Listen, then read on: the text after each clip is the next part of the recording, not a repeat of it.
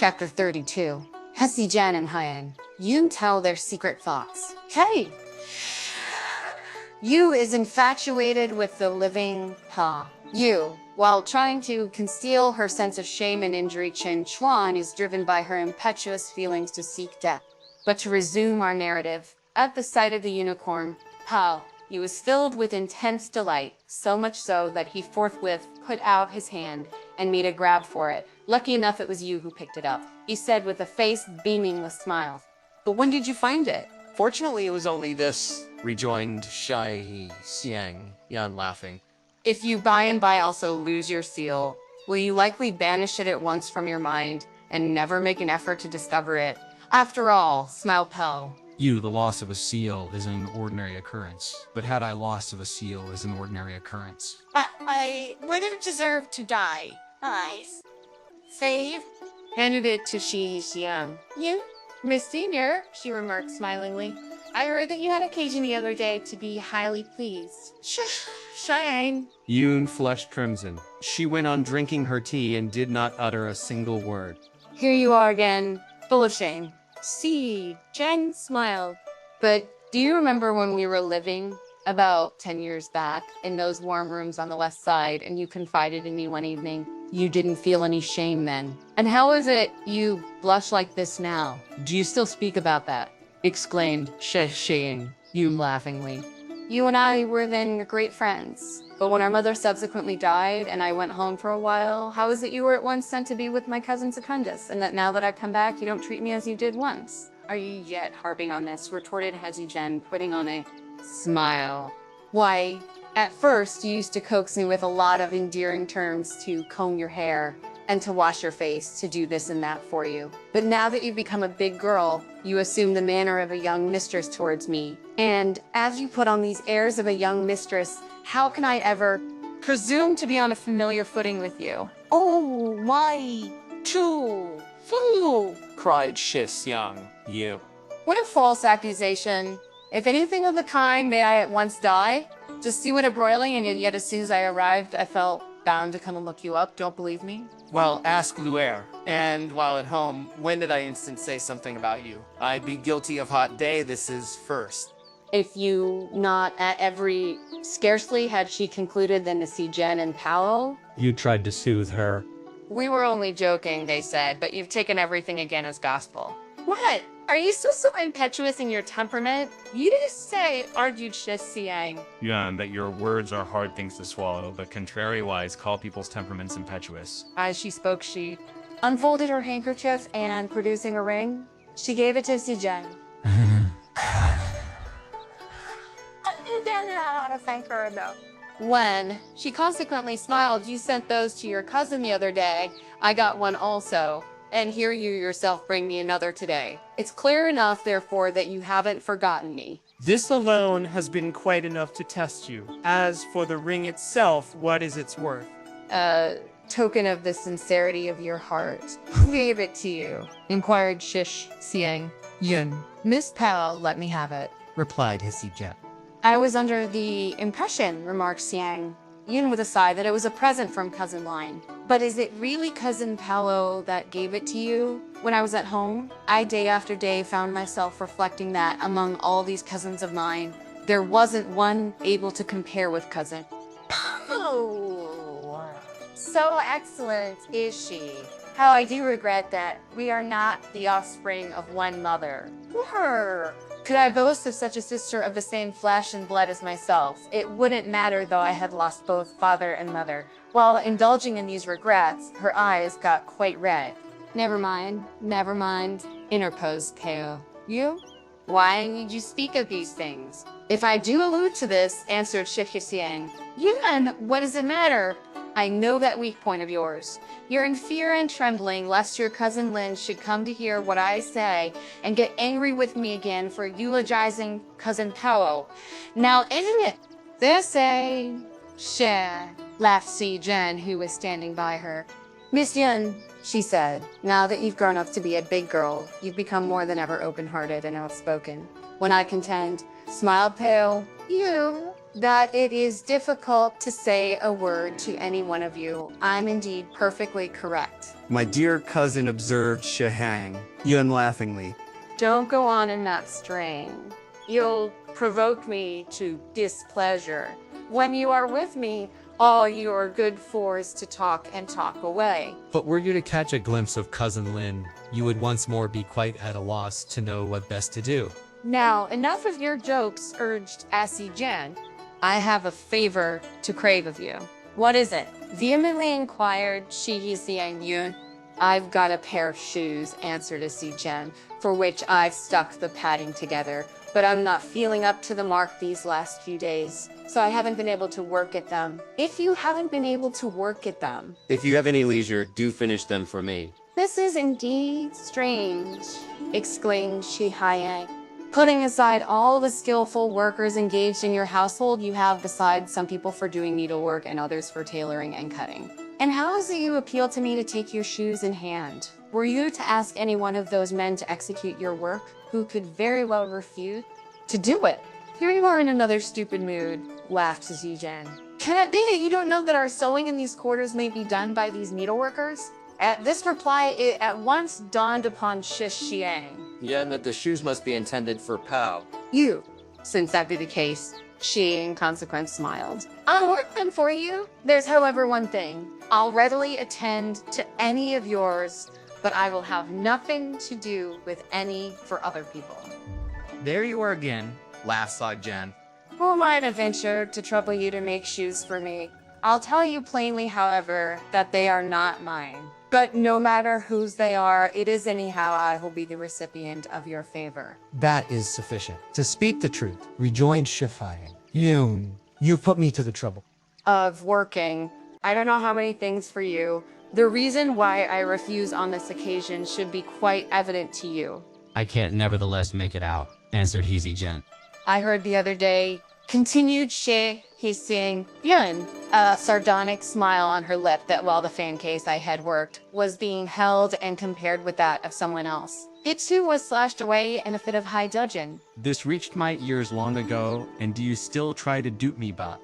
Asking me again now to make something more for you. Have I really become a slave to you people? As to what occurred the other day, hastily explained Pale. You smiling, I positively had no idea that that thing was your handiwork. He never knew that you'd done it. Jen also laughed. I deceived him by telling him that there had been of late some capital hands at needlework outside who could execute any embroidery with surpassing beauty, and that I had asked them to bring a fan case so as to try them and to see whether they could actually work well or not.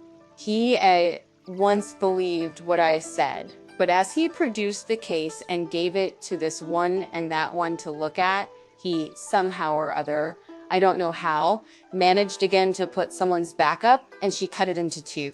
On his return, however, he bade me hurry the men to make another, and when at length I explained to him that it had been worked by you, he felt, I can't tell you, what keen regret. This is getting stranger and stranger, said Xiang Yin. It wasn't worth the while for Miss Lin to lose her temper about it. But as she plies the scissors so admirably, why, you might as well tell her to finish the shoes for you. She couldn't, replied Hazijen, for besides other things our venerable lady is still in fear, and trembling lest she should tire herself in any way. The doctor likewise says that she will continue to enjoy good health, so long as she is carefully looked after. So who would wish to ask her to take them in hand? Last year, she managed to just get through a scented bag after a whole year's work. But here we've already reached the middle of the present year, and she hasn't yet taken up any needle or thread. In the course of their conversation, a servant came and announced that the gentleman who lived in the Essing Lung Street had come. "Oh, master," he added, "bids you, mister." Secundus, come out and greet him. As soon as Pell, you heard this announcement, he knew that Xie Yutuzi must have arrived, but he felt very unhappy at heart. Fan Yan hurried to go and bring his clothes. How? Yo. Meanwhile, put on his boots, but as he did so, he gave way to resentment. Why there's father, he soliloquized, to sit with him. That should be enough, and must he, on every visit he pays, insist upon seeing me? It is, of course, because you have such a knack for receiving and entertaining visitors that Mr. Shai Cheng will have you go out, laughingly interposed Shai Xiang. Yun from one side as she waved her fan. Is it father's doing?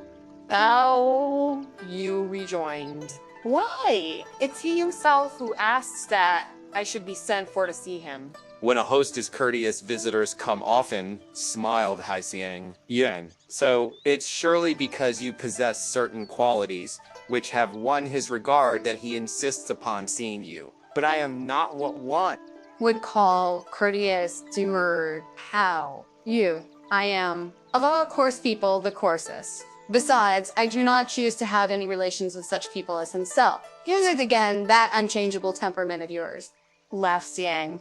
Yun, but you're a big fella now, and you should at least, if you be loath to study and go and pass your examinations for a provincial graduate or a metropolitan graduate, have frequent intercourse with officers and ministers of state and discuss those varied attainments, which one acquires in an official career, so that you also may be able in time to have some idea about matters in general. And that when by and by you've made friends, they may not see you spending the whole day long and doing nothing than loafing in our midst up to every imaginable mischief. Miss, exclaimed, Pal, you, after this harangue, pray go and sit in some other girl's room, for mine one like myself may contaminate a person who knows so much of attainments and experience as you do. Miss, ventured Heezy Jen, drop this at once.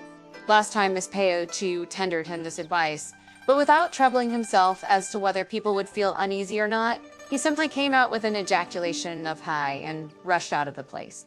Miss Peo had meanwhile concluded her say, so when she saw him fly, she got so full of shame that, flushing scarlet, she could neither open her lips nor hold her own counsel. But lucky for him, it was only Miss Peo. Had it been Ms. Lin, there's no saying what row there may not have been again, and what tears may not have been shed. Yet the very mention of all she had to tell him is enough to make people look up to Miss Pell with respect. But after a time, she also betook herself away. I then felt very unhappy, as I imagined that she was angry. But contrary to all my expectations, she was by and by just the same as ever. She is, in very truth, long, suffering, and indulgent. This other party, contrariwise, became quite distant to her, little though one would have thought it of him. And Miss Peo perceived that he had lost his temper and didn't choose to heed her. She subsequently made I don't know how many apologies to him. Did Miss Lin ever talk such trash? Exclaimed Pao. You. Had she ever talked such stuff and nonsense, I would have long ago become chilled towards her. What you say is all trash? Said Jen. Yoon remarked with one voice while they shook their heads to and fro and smiled. Tai. Yo, the fact is, was well aware that now that Shi Haiyan Yoon was staying in the mansion, Paolo, he too was certain to hasten to come and tell her all about the unicorn he had got. So she thought to herself, in the foreign traditions and wild stories introduced here of late by Pell, you literary persons and pretty girls are, for the most part, brought together in marriage through the agency of some trifling but ingenious knickknack. These people either have miniature ducks or phoenixes, jade necklace or gold pendants, fine handkerchiefs or elegant sashes, and they have, through the instrumentality of such trivial objects, invariably succeeded in accomplishing the wishes they entertained throughout their lives. When she recently discovered by some unforeseen way that Pei had likewise a unicorn, she began to apprehend lest he should make this circumstance a pretext to create an estrangement with her, and indulge with Shi Haiyan Yoon as well in various free and easy flirtations and fine doings. She, therefore, quietly crossed over to watch her opportunity and take such action as would enable her to get an insight into his and her sentiments. Contrary, however, to all her calculations, no sooner did she reach her destination than she overheard Shi Haiyan Yun dilating the topic of experience and Pao Yu. go on to observe, Cousin Lane has never indulged in such stuff and nonsense.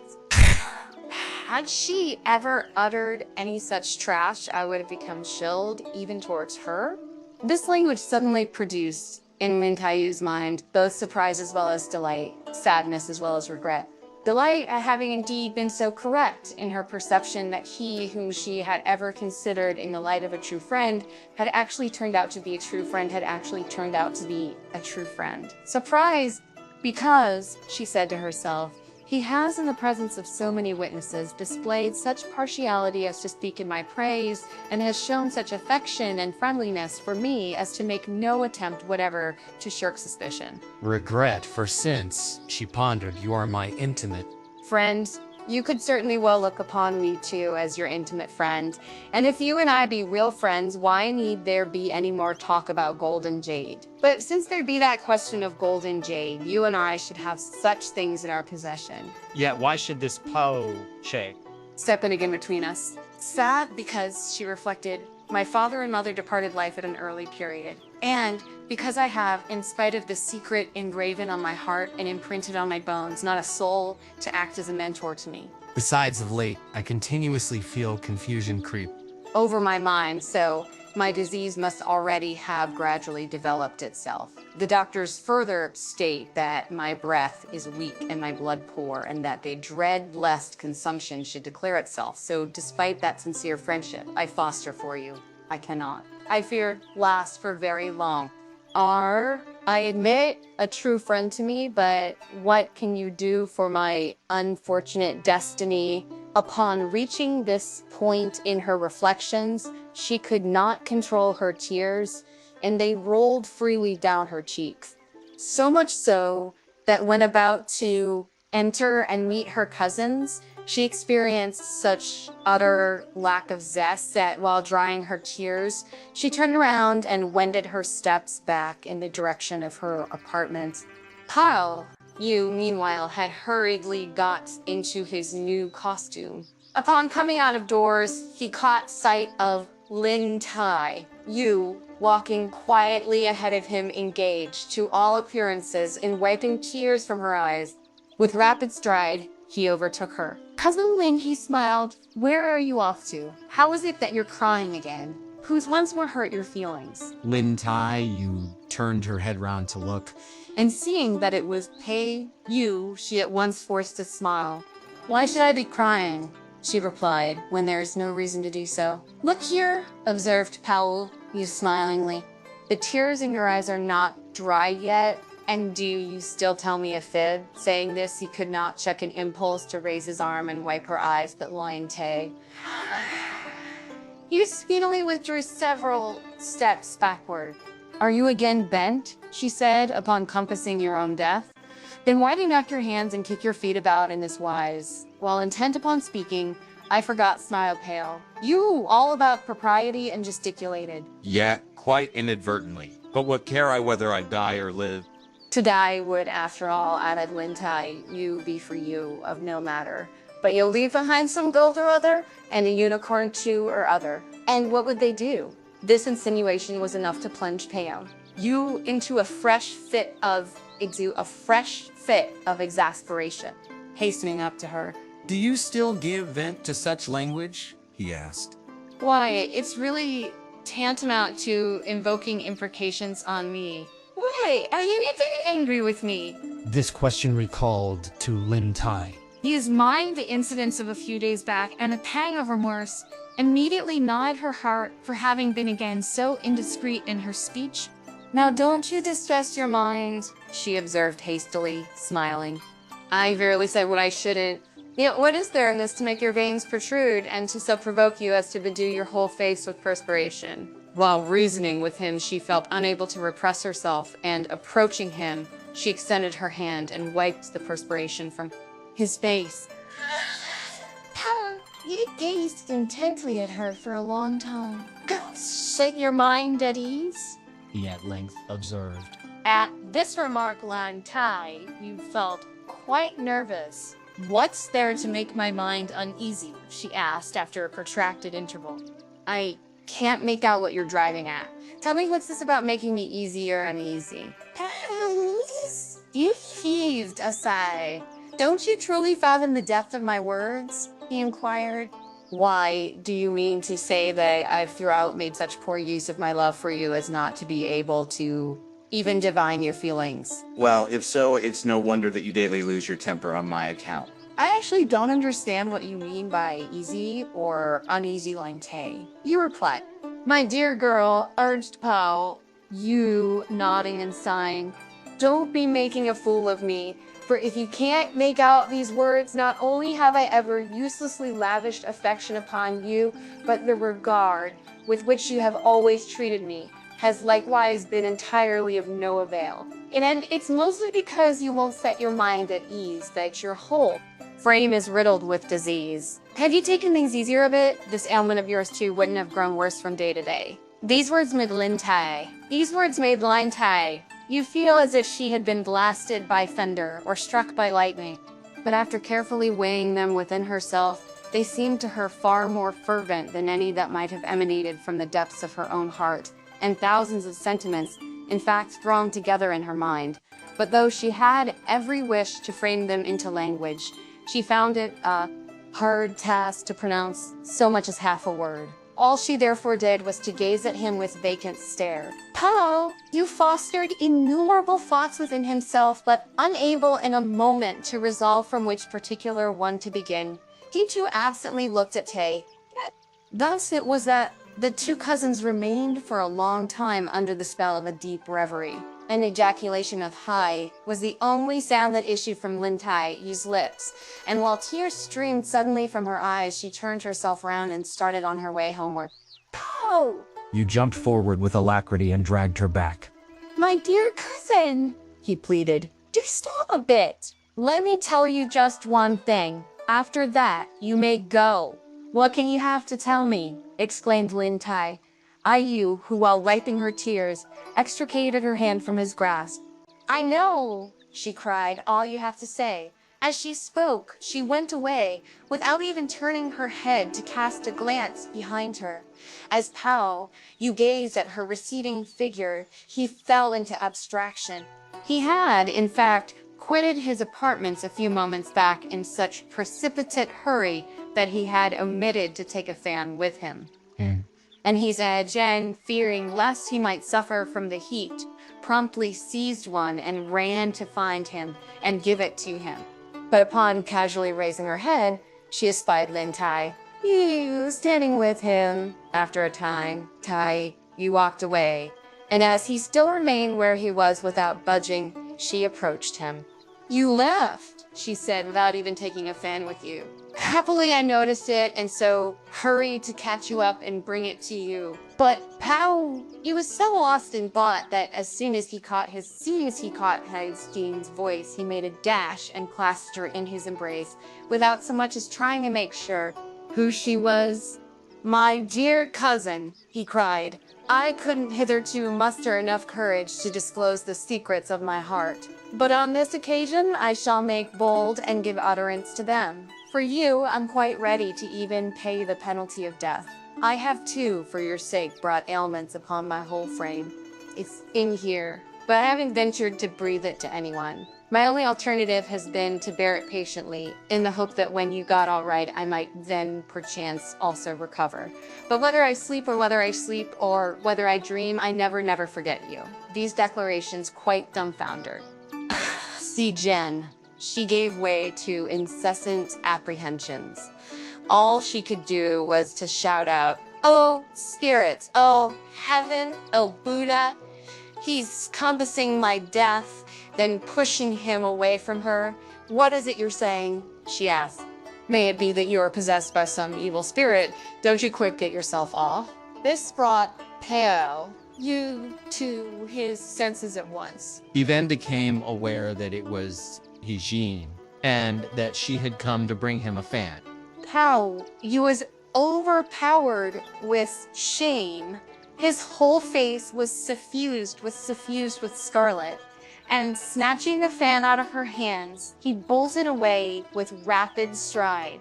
When Jen, meanwhile, saw Peo, you effect his escape, Lang Tai. You, she pondered, must surely be at the bottom of all he said just now.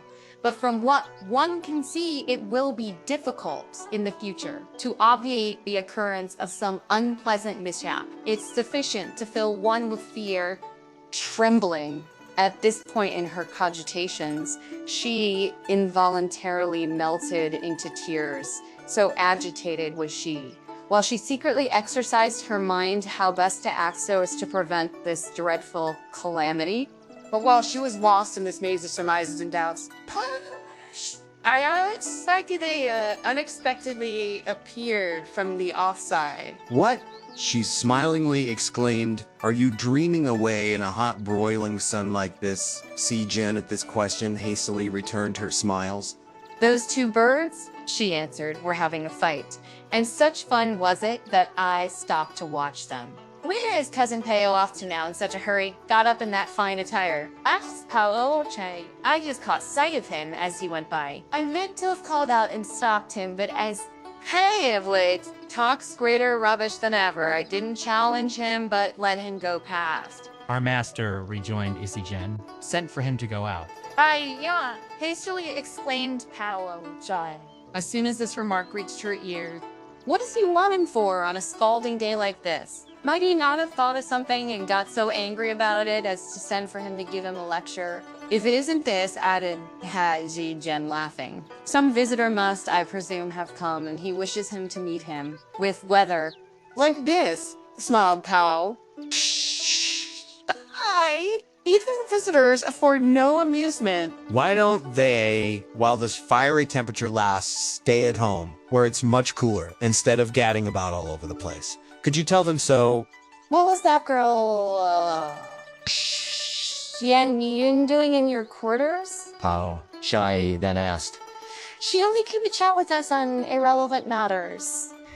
Shi Jen replied, smiling. But did you see a pair of shoes I was pasting the other day? Well, I meant to ask her tomorrow to finish them for me. Pow! Che, at these words, turned her head round, first on this side and then on the other. Seeing that there was no one coming or going. How is it, she smiled, that you, who have so much gumption, don't ever show any respect for people's feelings?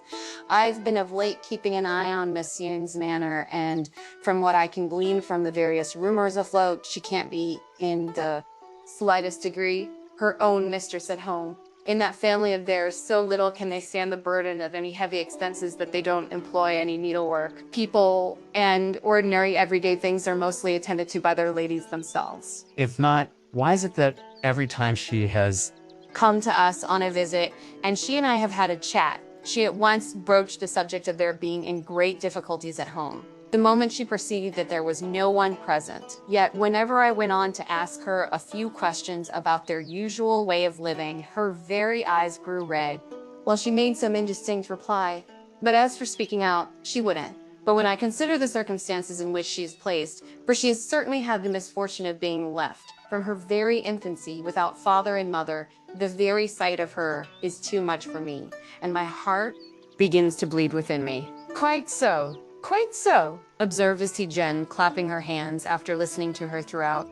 It isn't strange then if she let me have the 10 butterfly knots I asked her to tie for me only after ever so many days. And if she said that they were coarsely done, but that I should make the best of them and use them elsewhere, and that if I wanted any nice ones, I should wait until by and by, when she came to stay here, when she would work so neatly for me. What you've told me now reminds me that, as she had found it difficult to find an excuse when we appealed to her, she must have had to slave away. Who knows how much, till the third watch in the middle of the night. What a stupid thing I was. Had I known this sooner, I would never have told her a word about it. Last time, continued Pao. Oh, cha. She told me that when she was at home, she had ample to do, that she kept busy as late as the third watch, and that if she did the slightest stitch of work for any other people, the various ladies belonging to her family did not like it. But as it happens, explained to Si Jen that mulish-minded and perverse-tempered young master of ours won't allow the least bit of needlework, no matter whether small or large, to be made by those persons employed to do sewing in the household. And as for me, I have no time to turn my attention to all these things. Why mind him? Laughed Peo Shai. Simply ask someone to do the work and finish. How could one bamboozle him? Resumed his Jen. Why, he'll promptly find out everything. Such a thing can't even be suggested. The only thing I can do is to quietly slave away. That's all. you shouldn't work so hard, smiled Pao Chai. What do you say to my doing a few things for you? Are you in real earnest? Ventured Hasai Jen, smiling. Well, in that case, it is indeed a piece of good fortune for me. I'll come over myself in the evening. But before she could conclude her reply, she of a sudden noticed an old matron come up to her with precipitate step. Where does the report come from? She interposed. That Miss Chinchuan has gone for no rhyme or reason and committed suicide by jumping into the well. This bit of news startled his Jen. Which Chin H1? Or is it? She speedily inquired. Where are two Chinchuan To be found, rejoined the old matron. It's the one in our mistress, Madame Wang's apartments, who was the other day sent away for something or other, I don't know what. On her return home, she raised her groans to the skies, and she profuse tears, but none of them worried their minds about her until, who'd have thought it, they could see nothing of her. A servant, however, went just now to draw water, and he says that while he was getting it from the well in the southeast corner, he caught sight of a dead body, that he hurriedly called men to his help, and that when they fished it out, they unexpectedly found that it was she. But that though they bustled about trying to bring her round, everything proved of no avail. This is odd. How? She explained. The moment Hezi Jin heard the tidings, she shook her head and moaned. At the remembrance of the friendship which had ever existed between them, tears suddenly trickled down her cheeks. And as for Paro, she listened to the account of the account of the account of the account of the accident, and then hastened to Madame Wang's quarters to try and afford her consolation. Saiji Jen, during this interval, returned to her room. But we will leave her without further notice and explain that when Pao Chao reached the interior of Madame Wang's home, she found everything plunged in perfect stillness. Madame Wang was seated all alone in the inner chamber, indulging her sorrow. But such difficulties did Pao Chai experience to allude to the occurrence that her only alternative was to take a seat next to her. Where you come from? Asked Madame Wang. I come from inside the garden, answered Pao Chai. As you come from the garden, Madame Wang inquired, did you see anything of your cousin Pao? I saw him just now. Pao! I replied, go out, dressed up in his fineries, but where he has gone to, I don't know. Have you perchance heard of any strange occurrence? Asked Madame Wang. Well, she nodded her head and sighed. Why? Qin Chuan jumped into the well and committed suicide. How is it that she jumped into the well when there was nothing to make her do so? Pao Che inquired. This is indeed a remarkable thing. The fact is, proceeded Madame Wang, that she spoilt something the other day, and in a sudden fit of temper, I gave her a slap and sent her away, simply meaning to be angry with her for a few days and then bring her in again. But who could have ever imagined that she had such a resentful temperament as to go and drown herself in a well? And is not this all my fault? It's because you are such a kind-hearted person, Aunt, smiled Paoche, that such ideas crossed your mind. But she didn't jump into the well when she was in a tantrum. So what must have made her do so was that she had to go and live in the lower quarters. Or she might have been standing in front of the well and her foot slipped and she fell into it. While in the upper rooms, she used to be kept under restraint, so when this time she found herself outside, she must of course have felt the wish to go strolling all over the place in search of fun. How could she have ever had such a fiery disposition? But even admitting that she had such a temper, she was, after all, a stupid girl to do as she did, and she doesn't deserve any pity. In spite of what you say, sighed Madame Wang, shaking her head to and fro. I really feel unhappy at heart. You shouldn't add to stress your mind about it. Pao Chai smiled. Yeah, if you feel very much exercised, just give her a few more teals than you would otherwise have done and let her be buried. You will thus carry out to the full the feelings of a mistress towards her servant. I just now gave them 50 taels for her, pursued Madame Wang. I also meant to let them have some of your cousin's new clothes to enshroud her in. But Who'd have thought it? None of the girls had, strange coincidence, any newly made articles of clothing. And there were only that couple of birthday suits of your cousin Lynn's. But as your cousin Lynn has ever been such a sensitive child and has always too suffered and ill, I thought it would be unpropitious for her if her clothes were also now handed to people to wrap their dead in after she had been told that they were given her for her birthday. So I ordered a tailor to get a suit for her as son. As possible. Had it been any other servant girl, I could have given her a few tails and have finished. But Chin-H-Wan, was, albeit a servant maid, nearly as dear to me as if she'd been a daughter of mine. Saying this, tears unwittingly ran down from her eyes. Vehemently exclaimed Pao. Shy!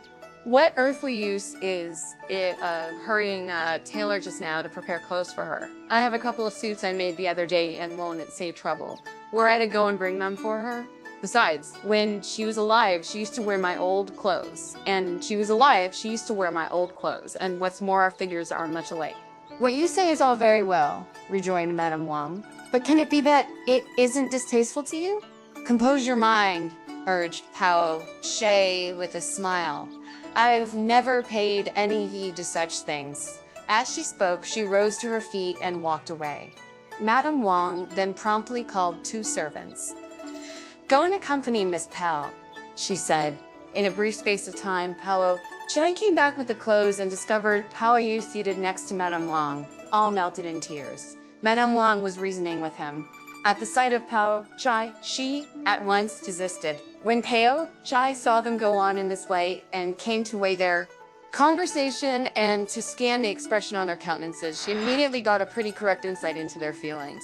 But presently she handed over the clothes and Madame Wang sent for Qin Chuan, His mother, to take them away. But reader, you will have to peruse the next chapter for Further details.